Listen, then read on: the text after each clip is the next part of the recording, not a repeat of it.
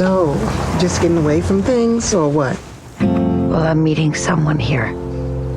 Supposed to be. And who is this someone? I don't know, really. I mean, I knew him as a kid. Not even sure what he looks like anymore.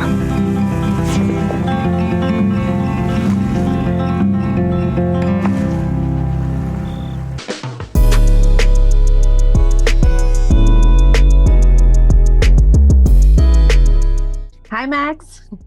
Hello. Nice to meet you. Thank you so much for your time. It's a pleasure to talk to you. Oh, pleasure's all mine. yeah, Thank you.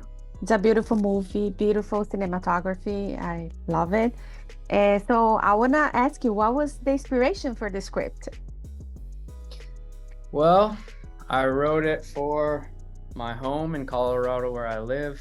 I wrote it for this actor, Dickey, who I admired so much and couldn't stop picturing in this place. And I think the story spun somewhere out of falling in love myself and seeing some of those around me, those I cared for, falling out of it, and the way and just having to think about the ways it can enter our lives, leave our lives, exist in our lives, whether or not it's shared with someone else. Somewhere the story bubbled up out of all of that. Yeah, and how is it for you? Like you wrote the script for Dale and Wes.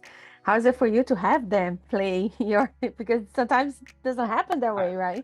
Oh my God, no. I feel so lucky that, these people who I actually pictured in the roles were willing to drive out to Colorado and do it. And luckier still that they turned out to be just lovely, generous, kind souls who were willing to come be part of this little crew and share food and share a place together and share the experience that we all had out there.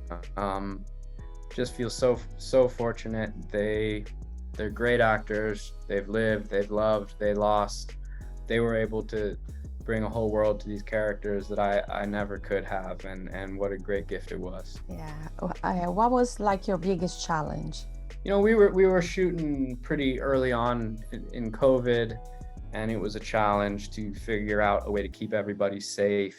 And we wound up creating a bubble, which was its own logistical difficulties and took a lot of work to create. But the unexpected gift of it was that once we were there, we were able to share meals and touch and lives with people in a way we hadn't for a long time. And it was brief and ended when the movie did, but it was very healing, even that small moment of it. And that becomes strangely reflective in the movie itself, of the way these intimate moments can touch us, however briefly, and affect the life on either side of them. Yeah, as I mentioned to you, the cinematography is beautiful. And how is this? Some of the images look like a portrait that I can just do a cut and put on the wall. It's beautiful. Yeah. How did you approach that, like with your cinematographer?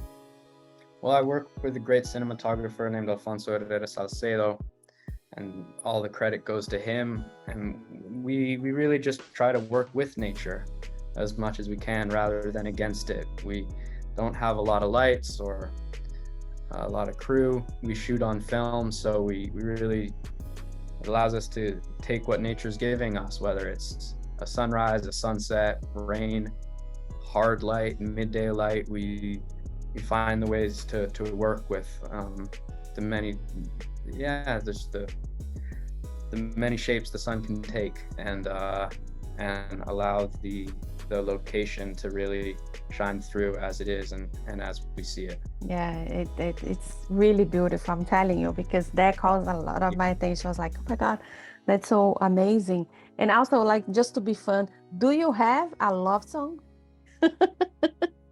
I got a few of them. Believe it or not, the one I've been listening to a lot lately is "To Love Somebody" by the Bee Gees, but the early Bee Gees before they went disco. That one always really gets me. It's got the whole orchestral thing and everything.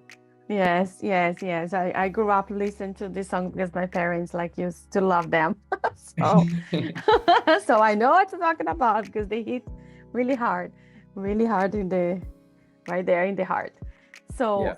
and also this is like your first feature, right?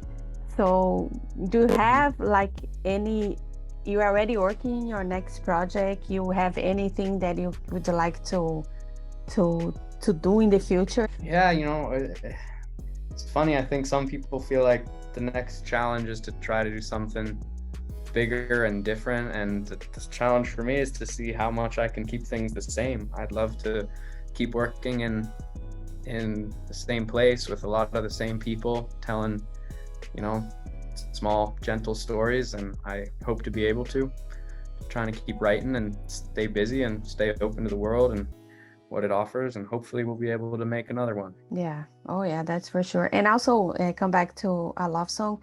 There is this there is a little message there that I found that doesn't matter which age you're at, like each stage of your life you're at, you always gonna find love, always gonna find someone to care about it or bring back some old memories to your life.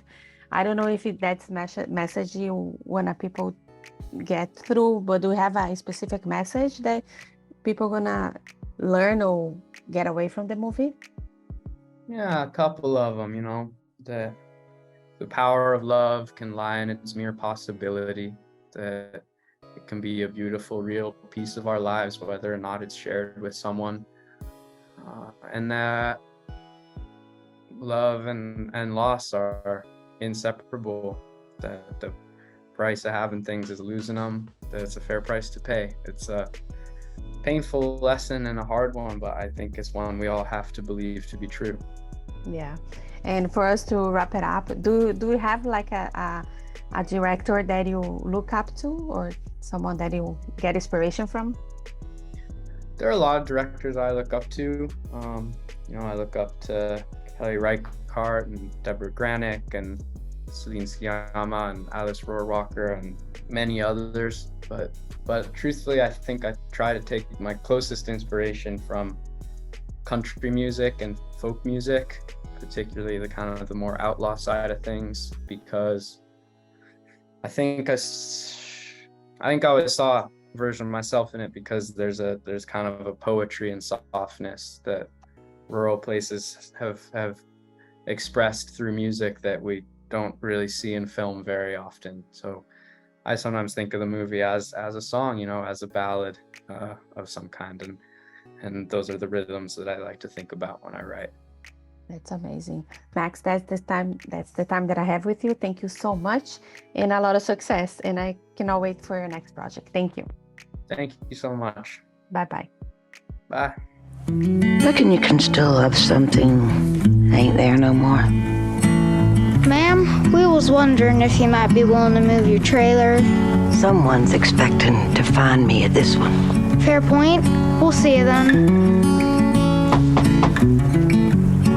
Howdy. You know me? I don't know. You know me? I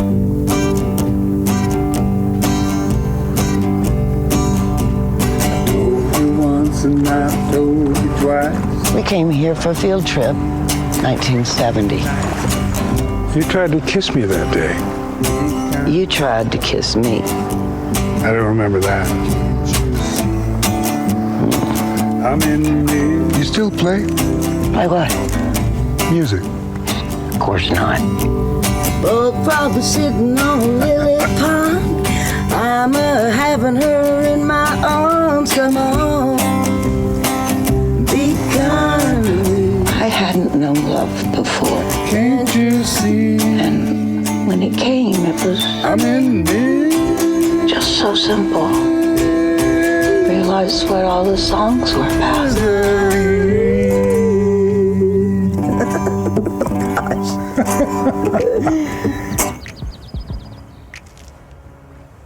If you like this video, don't forget to comment, to like, and subscribe to our channel right here.